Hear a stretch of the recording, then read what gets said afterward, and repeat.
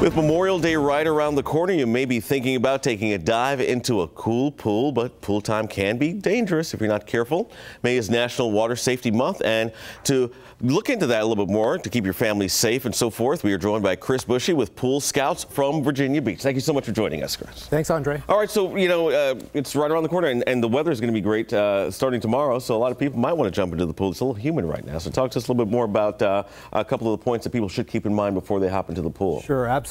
We are heading into Memorial Day weekend, big time for people to jump in the pools. There's a lot of common safety tips that you can take a look at and make sure you're prepared for. Fencing around your pool, safety latches similar to things like this to keep people out, children out, small children. And that's what you install on the gates there. That can only be reached by an adult. Correct. Right, and you pull it up.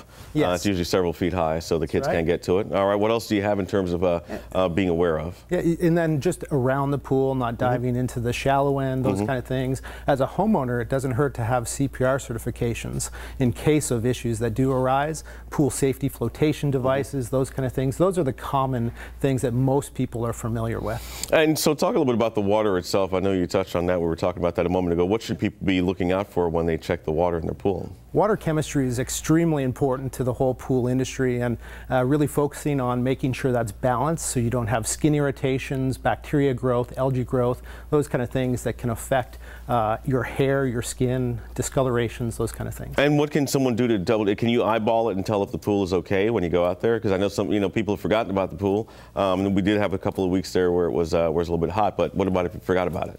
If you forgot about it, that's one of the things that we can do with Pool Scouts is certainly testing the water on a regular basis. We come out, we test the water chemistry, make sure you're imbalanced and everything looks good so you don't have those growth of algae, that kind of thing. All right, so you have the items that you have to get to protect around your pool, and you also have to look in the water as well. Any final thoughts as people head into Memorial Day as they head out maybe to get a little cooler in the pool? Sure. One last thing just to think about and talk about is your equipment around the pool, making sure that you understand how that works. It's you have electrical components to that, you have pressurized systems.